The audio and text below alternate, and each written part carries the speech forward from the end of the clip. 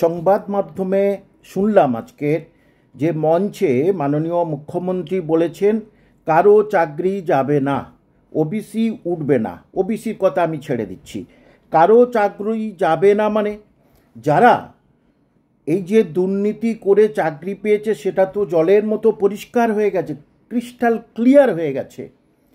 তাহলে তাদের চাকরি যাবে না, অর্থাৎ হাইকোর্ট যে রায় দিয়েছে সেই রায়কে মান্যতা দিচ্ছেন না।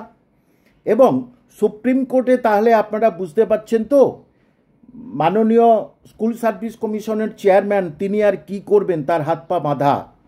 তিনি যেখানে মাননীয় মুখ্যমন্ত্রী তিনি এই কথা বলছেন কারো চাকরি যাবে না, তাহলে নিশ্চিত আপনারা আজকের পরিষ্কার হলেন যে আমাদের হাইকোর্ট এবং সুপ্রিম কোর্টে কেন বা অযোগ্যদের লিস্ট জমা দেওয়া হচ্ছে না।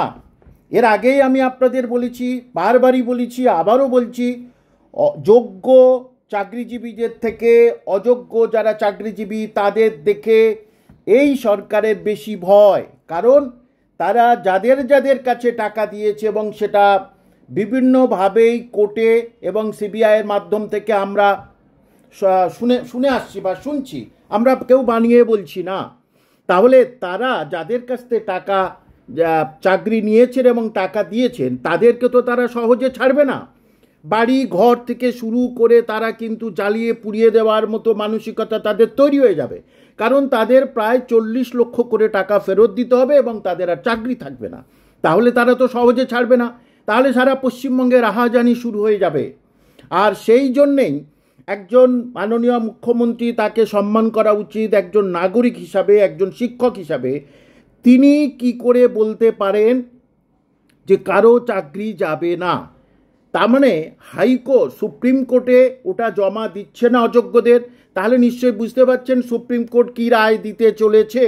হাইকোর্টের রায়টাকে বহাল রাখা ছাড়া আর কোনো গতি নেই। দেখুন, আগ বাড়িয়ে বলছি মানে আমি কোর্টের রায়টাকে নিয়ে সমালোচনা করছি না, এটা একটা অনুমান করা যাচ্ছে কেন এতদিন তিনি অযোগ্যদের লিস্ট জমা দেননি, কেন তিনি সাংবাদিক মাধ্যমে সংবাদ মহলে সাংবাদিক সম্মেলন করে বললেন হ্যাঁ আমি তো হাইকোর্টে জমা দিয়েছি। তার মানে তিনি অসত্য কথা বলেছেন, এটা প্রমাণিত হলো বারবার। তাহলে যারা যোগ্য প্রার্থী সত্যি যারা চাকরি পেয়েছে তাদের কি হবে? তাদের কি হবে? সুপ্রিম কোর্ট রায় দিলে তো সুপ্রিম কোর্টের কোনো দোষ নেই, কারণ সুপ্রিম কোর্ট যেটা দেখবে তার উপরে ভিত্তি করে রায় দেবে। এবং হাতে 5 লক্ষ 10 লক্ষ চাকরি আছে বললেন, আপনারা শুনেছেন। যদি চাকরি থাকে তাহলে কিছুদিন আগেই কেন ক্যাবিনেট মিটিংয়ে বললেন সমস্ত সচিবদের ডেকে যে নতুন যে চাকরি রিক্রুটমেন্ট হবে সেখানে 50% কাটছাট করতে হবে? কেন?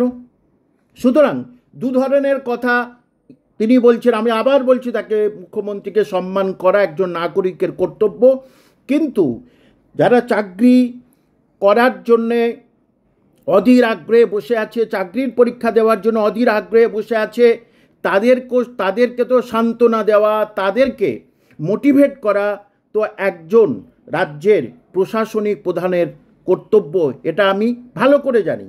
তাহলে যে কথাটা আজকের মঞ্চে বললেন তার মানে এটা নিশ্চিত থাকবেন আপনারা, অযোগ্যদের লিস্ট জমা দিচ্ছে না। অযোগ্যদের লিস্ট জমা না দিলেই ওই অযোগ্যদের চাকরি তো যাচ্ছেই, এবং যোগ্য যারা আছে তাদের কি সম্মানে আঘাত লাগবে সেটা আপনারা বুঝতে পারছেন।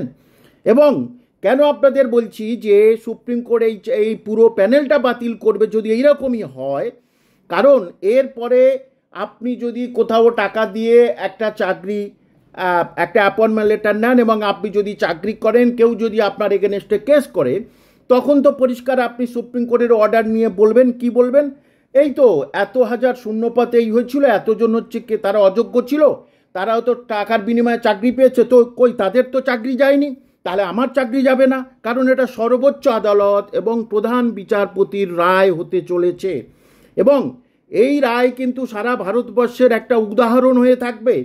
সুতরাং আপনারা নিশ্চিত থাকুন, কে কি বলছে যে কারোর চাকরি যাবে না সেটা তার ভাবনা, তার ব্যক্তিগত ব্যাপার, কিন্তু সাংবিধানিক নিয়ম মেনে বলছি যে এই রকম যদি অযোগ্যদের লিস্ট যদি জমা না দেওয়া হয় তাহলে কিন্তু সবার চাকরি চলে যাচ্ছে, অযোগ্যদের যাচ্ছে, যোগ্যদের যাচ্ছে। এ সম্বন্ধে আপনারা একটা নিশ্চিত থাকুন এবং মনের থেকে একটা নিজেরা তৈরি করুন মানসিকভাবে।